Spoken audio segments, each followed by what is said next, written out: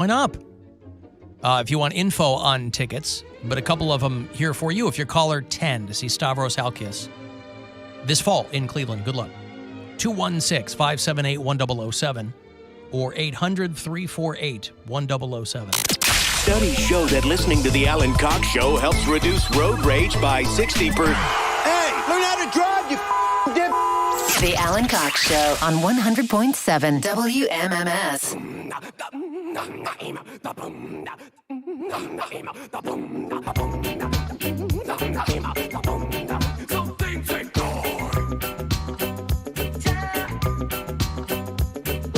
Something takes a part of me.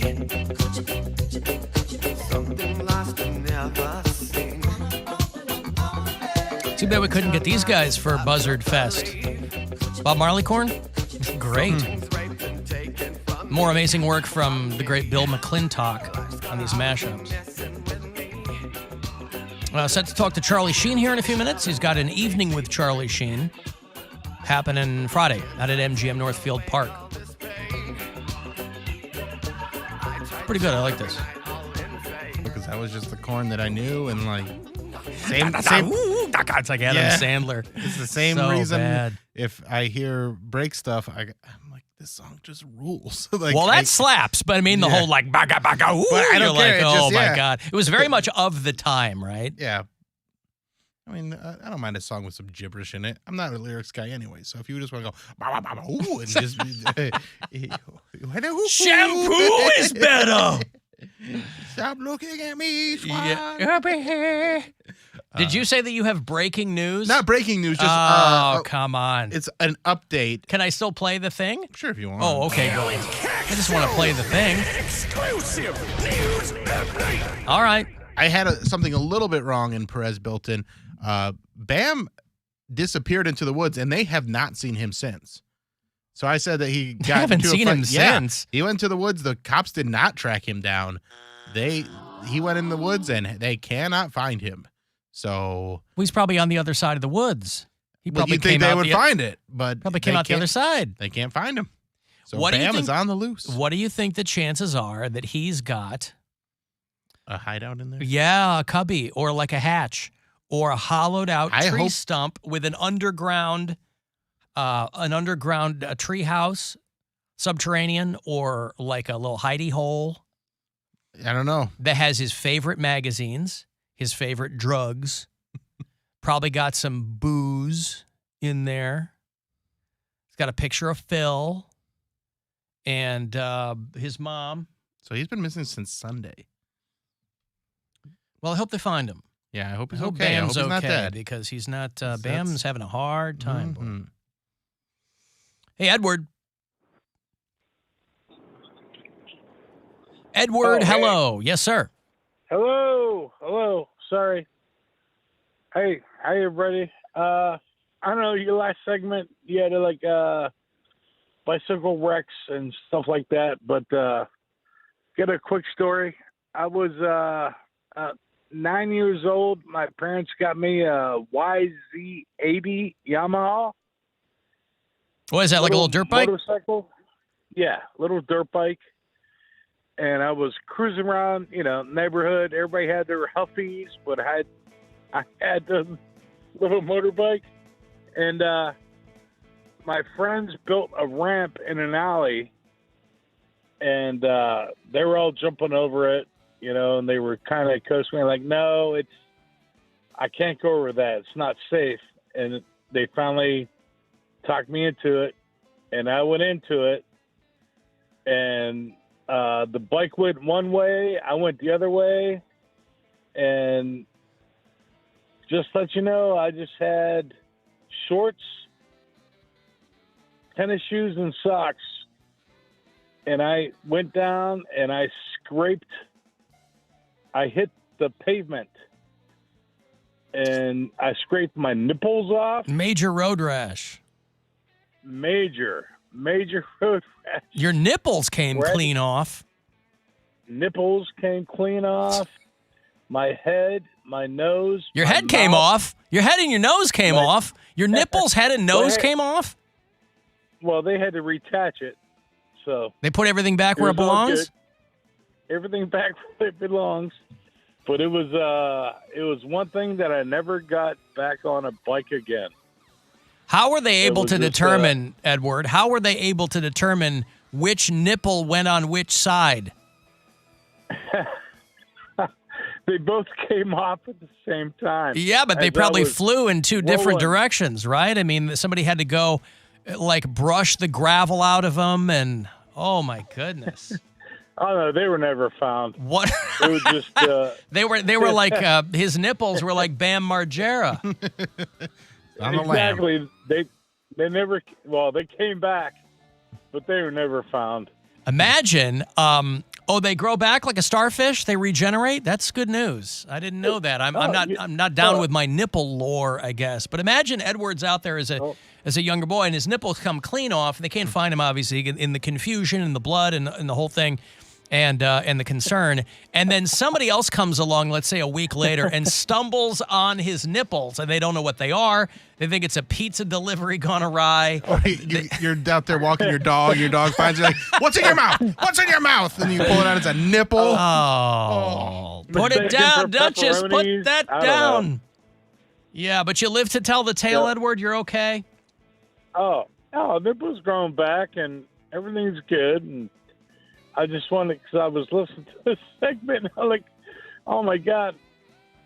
I guess I didn't know that nipples grew back. I think it depends on They how do. it scrapes off. He said they scraped clean off. Scraped off, yeah. I mean, scrape there's clean off. hair follicles in there, and there's Well, if Edward's there's- lucky, well- he's going to be lactating at some point, and it's a whole there's- lot of fun.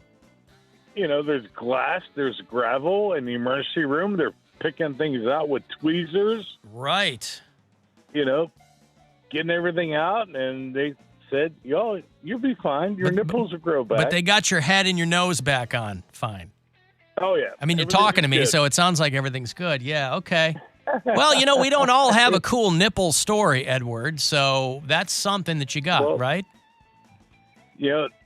Stay away from gravel, driveways, roads, on bikes. Stay away from. So Without- you, Don't take without unnecessary having journeys. A shirt on. so you Gotta have a haven't shirt on. been on a bicycle since then? Not a bicycle, not motorcycle.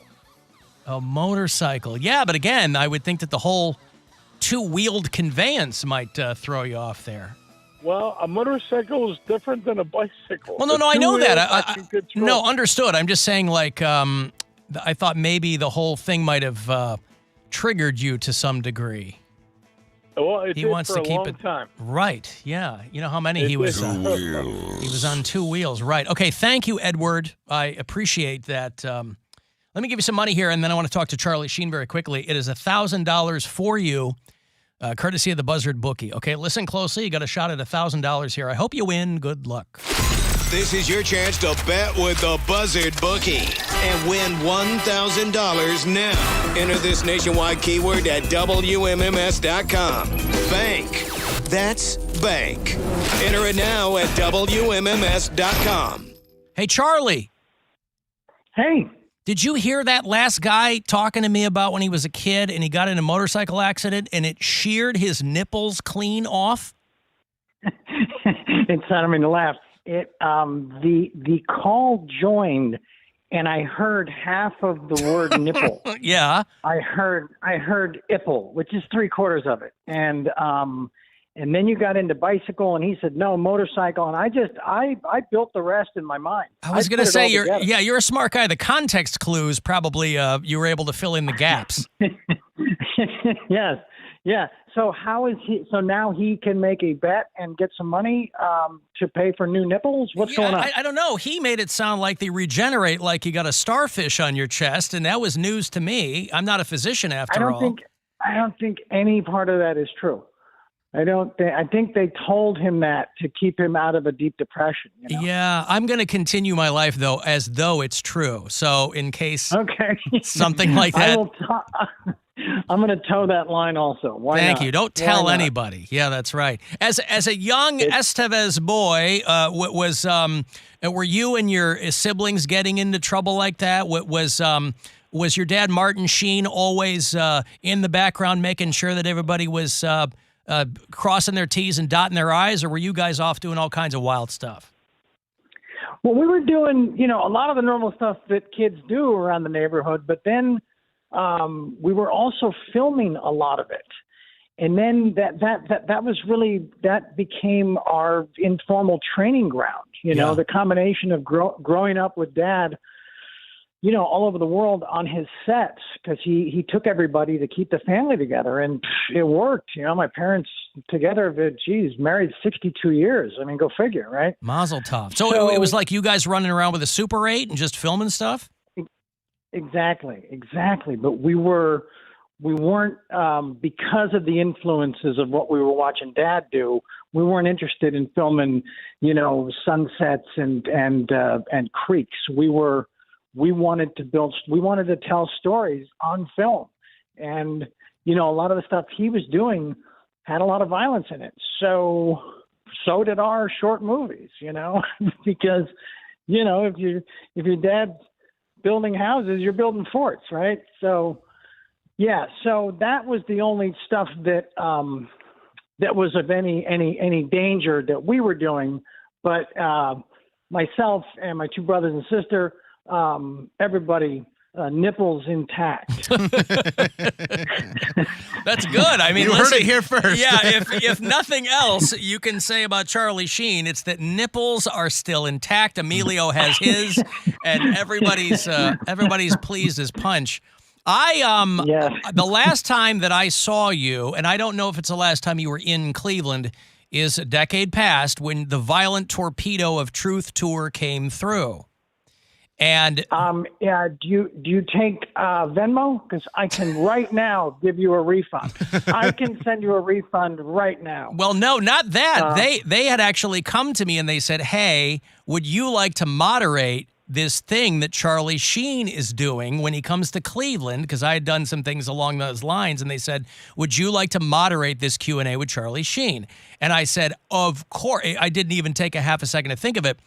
But apparently your people took a second to think about it, and it was only the third stop on the tour. So it had happened in Chicago. You had gone to Detroit. You come to Cleveland. And they thought better of it and were like, no, we've got a guy like Charlie's handler or manager or whatever it was, and he was the guy that ended up doing it. But I was at the show, and I was curious how much you actually remember of that. Well, it kind of comes back in like snapshot imagery, sort of drifting past me at various speeds.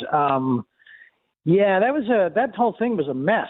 I mean, it was a flat out mess. There's no other way to describe it. I got talked into doing a tour in 21 cities in 32 days with no act. And there's a thing that I like to mention that, Hemingway talks about. To be a man, you have to fight a bull, plant a tree, and have a son, right? Right, yes. There's another piece that needs to be on that list. You got to be booed off the stage in Detroit. If that's well, yeah, because Detroit had kind of flopped, and then in Chicago it got a little tighter, and then when you got to Cleveland, but I don't know why people thought there was a bar at all that you needed to clear, because you were, like you said, you were very deep in some bad stuff. So for people to hold that tour to any kind of standard, I just thought was absurd. Oh, well, thank you. Yeah, and I enough time has gone by, and I've had a chance to, either through radio or through podcasts or through other interviews to kind of talk about it enough, not to explain it away, but to make amends to to the audiences, and also just give a little insight, a little backstory into kind of what led to it. It was one of the great overreactions in the history of the known universe. I mean, in retrospect, though, you have of that time. I mean, like you said, 21 cities in 30 some days. In retrospect, you had to be kind of pissed that whoever had this idea merely wanted to capitalize on the meltdown rather than going, hey, this might not be really good for Charlie right now. Oh, absolutely, absolutely, yeah. And I carried a resentment about that for a long time until I finally just said, "Doesn't matter, it's over." We I survived. Yeah. Like that. But no, I have spoken about that. It would have been nice if one of those people that ran to me so excited about Detroit selling out in like 63 minutes would have said, "Okay, that's fine and well, but let's talk about getting you some help." Just that person wasn't there. And would I have heard it? And if I heard it, would I have listened? Who's to say? But at least to have the option in and around that, all of that chaos, I think would have been, just a humane detail that somebody could have attached to it. Well, here in Cleveland, obviously, Major League will always make you a hero. Amazing. Thank you. Thank you. Friday night, Charlie Sheen is doing an evening with Charlie Sheen out at MGM Northfield Park, and there will be, obviously, some conversations in his own inimitable fashion, and a screening of Major League in there, too. How? Because you got grown-ass kids now, right? I mean, time flies. I do. It does. It really does. They tell you that when you're younger, and you're like, it'll be forever, and then you blink. And they weren't lying. But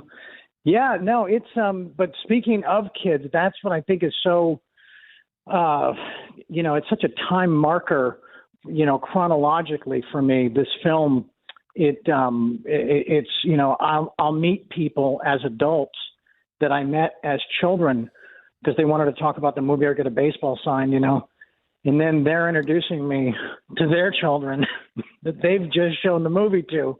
And it's like this whole, it's multi-generational thing that it's mind blowing. You can't just, walk past that moment. It's something that needs a pause, but also, I watch a lot of stuff these days, and I don't know that I've seen a movie in the last decade that people are going to be talking about 30 plus years from now. Yeah. I mean, sure, Ernest Saves Christmas, but I mean, other than that, what could there possibly be? That's over 30 years old too, though. Yeah. Did you and because all everybody's talking about now is you and Chuck Lorre kissing and making up. How did this detente come to be? Was it just somebody woke up one day and said, "Hey, let's figure this out," or was it a long time coming? Or because you got a new show coming with my buddy Sebastian Maniscalco and Chuck Lorre behind it. Yeah, it's the craziest thing ever. And I was asked to just talk about it in general terms because he and I are going to do some promotional stuff together, which I think is amazing. But yeah, I mean, it literally fell out of the sky. And he reached out, and I spent the first hour of the conversation just expressing that there isn't a day that goes by where I don't live in some measure of regret about what happened. But he'd heard enough of my interviews and enough of the ownership of it all. And because what did the guy really do? What did he do? He created a character and gave me a dream job that probably would still be going today. Right. So if that's what he's guilty of, wow, how dare he? Right. No, and so we, it was interesting. Back on set, it was just, we were there for the same goal, the same task at hand. And he was lovely and supportive. And it was just, we got back on the bike together, not the one that dude went over the handlebars on, but, everybody's nipples intact on set. Everybody's nipples intact. Yeah. Yeah. And it just, it was really, it was such a cathartic experience, and wherever that leads, awesome. If it's just that, amazing. It's not about that happening and then attaching a boatload of expectation to it. You know? Well, listen, you can't be in a mea culpa phase for the rest of your life. So I mean, you sound great, quite frankly. Oh, thank you. Whatever you've come out, and I know that you've been on the other side of that for a while. This is not a new development, but I'm glad that things are kind of moving in a direction that everybody involved would be happy and back to doing fun, creative things rather than kind of back channel screaming at each other in the press. That's a positive thing. Exactly. Yeah. Exactly. Yeah. No, I tell my friends and family that I've pretty much checked every box, and the only unchecked box is work. But I also have a pilot that I did with Doug Ellen, who created Entourage, and so we're actively trying to sell that. So that's potentially something fabulous as well. That's the Ramble On thing. On. Yeah. Yeah. Ramble On. So. When it rains, it pours, so maybe that'll be the case here, Listen, man, if nothing else, you and Chuck gave us Melanie Linsky. And for that, I will be forever grateful. That's amazing. When we did the pilot, she never broke her accent. She stayed in her American accent. Yeah. And then when we got picked up, she was speaking like, from her homeland, from New Zealand, right? And I said to her, wow, that New Zealand accent is spot on. That thing is perfect. Yeah. And she said, no, this is how I speak. And I was blown away. Yeah. It was like, who are you? It's wild to see her on chat shows because she never does a role with her accent. She's always doing an American accent. I know. And good for her. The success she's having right now could not happen to a nicer person. Yeah. Well, Charlie, listen, I appreciate your time, man. Best of luck out there. I have a feeling that this is going to go a lot better than the last tour you did will go.